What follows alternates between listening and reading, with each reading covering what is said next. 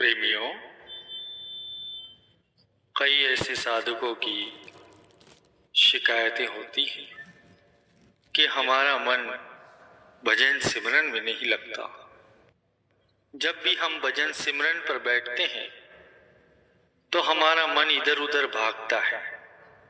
मन में तरह तरह के विचार आते हैं, जिसकी वजह से भजन सिमरन को आदि में ही छोड़ देते हैं। हमारे श्री तृतीय पातशाही गुरु महाराज जी के वचन है कि कुदरत की रचना में हर एक वस्तु की अपनी अलग अलग तासीर होती है। जिस वस्तु का प्रयोग करो उसका असर आपकी तबीयत पर होता ही है।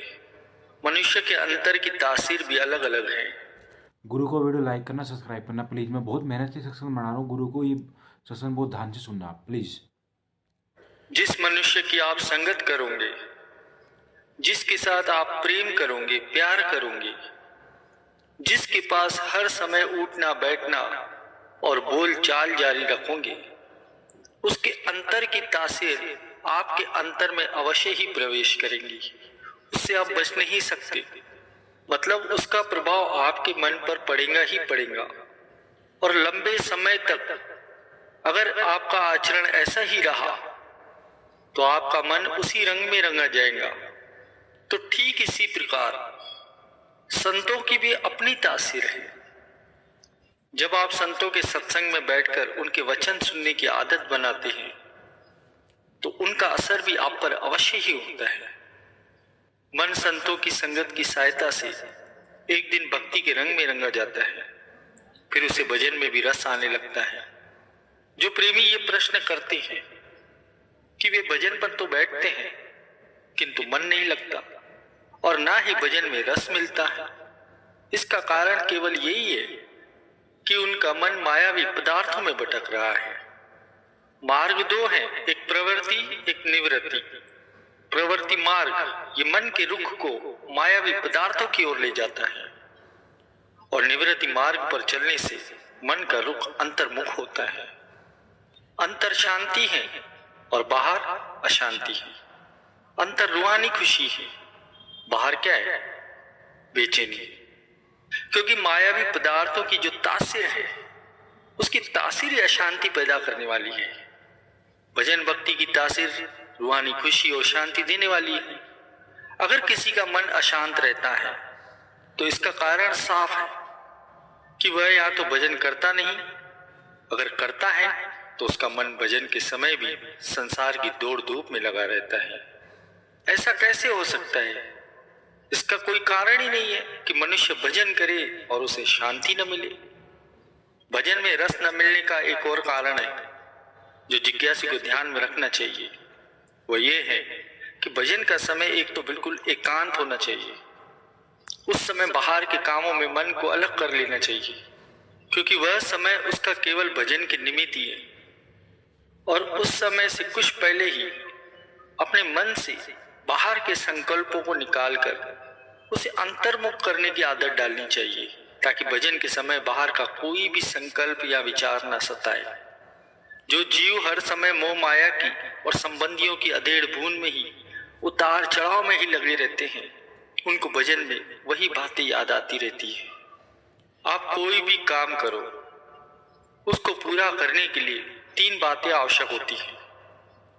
पहली तो लगन, और दूसरी समय, और तीसरी परिश्रम। जब ये तीनों बातें इकट्ठी होकर पूरी शक्ति के साथ चल पड़ती हैं तो उस कार्य में अवश्य ही सफलता मिलती है। लेकिन अगर तीनों में से एक बात भी अधूरी रह गई तो सफलता में संशय समझो। मान लीजिए कि आपकी लगन है और समय नहीं है। अगर समय है, मेहनत नहीं है, तो ऐसी अवस्था में चाहे वो संसारिक काम हो या परमार्थिक हो, कोई भी काम हो, सफलता बिल्कुल नहीं मिलती।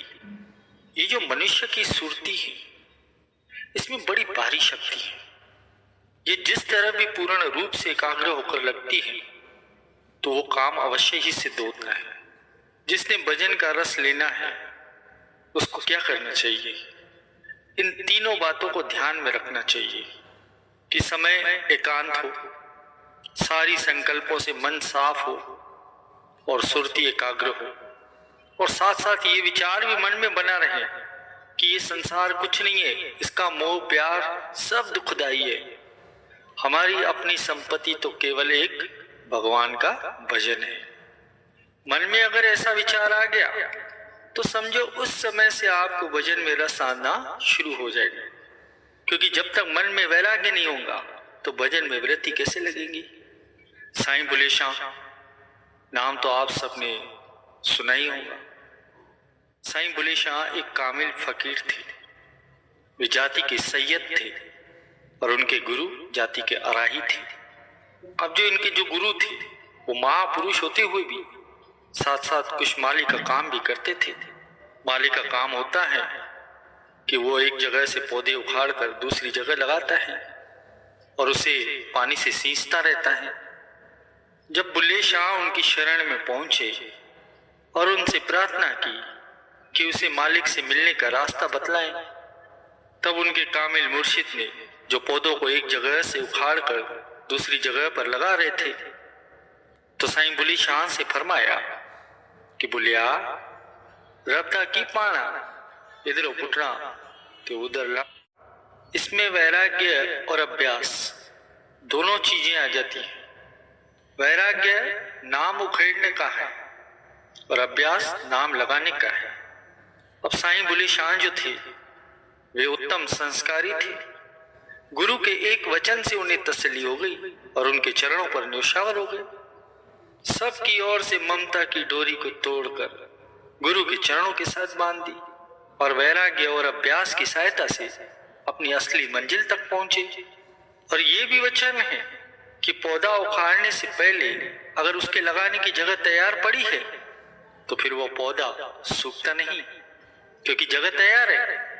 एक जगह से उखाड़ा, दूसरी जगह पर शीघ्रता से लगाया और पानी से सींच दिया, तो इससे क्या होगा, वो पौधा अपने समय पर फूलने और फलने लगेगा। और ठीक इसके विपरीत इसके लगाने की जगह तैयार नहीं है और पौधे को उखाड़ दिया तो उस पौधे का क्या होगा, वो पौधा तो सूख जाएगा। अब पूर्ण संत सद्गुरु जो होते हैं वो इस भेद को जानते हैं, इसलिए वे सबको भजन अभ्यास तो दे देते हैं, मतलब कि वृत्ति को लगाने की जगह पहले ही बता देते हैं। फिर जब धीरे धीरे सत्संग और वचनों की रगड़ से मन शुद्ध होता जाता है तो उसमें वैराग्य पैदा होकर मन अभ्यास में लगना शुरू हो जाता है। यह तरीका सरल भी है और सफल भी है।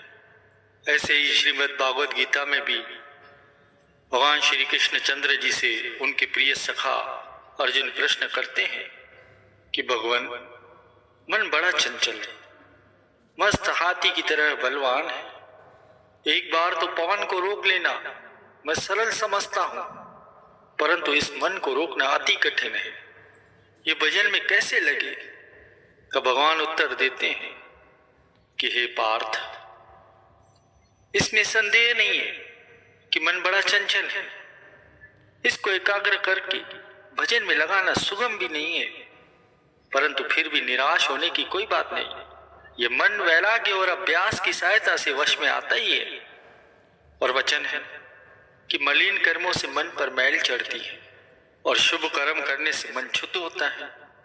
जब मलिन कर्म करते करते मन मलिन हो जाता है तो उसमें अनेकों प्रकार के विकार पैदा हो जाते हैं और विकारी मन से भजन अभ्यास में रस नहीं आता।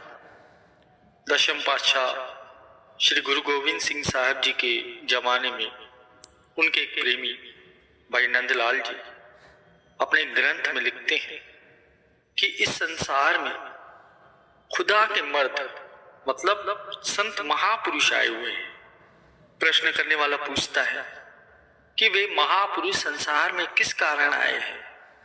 लिखते हैं कि जो लोग मालिक के रास्ते से भूलकर माया में लगकर गुमराह हो गए हैं, उनको सतमार्ग दिखाने के लिए ही उनका आगमन हुआ है। भाई नंदलाल जी कहते हैं कि अगर तेरी आंखों को मालिक के मिलने की प्यास है तो फिर तू उन महापुरुषों की शरण में जा, वे तेरी इस प्यास को बुझाएंगे, क्योंकि संसार में उनका आना ही इसी कारण हुआ है। गुरु को वीडियो लाइक करना, सब्सक्राइब करना, प्लीज कमेंट में लिखिए जय सिद्धानंद।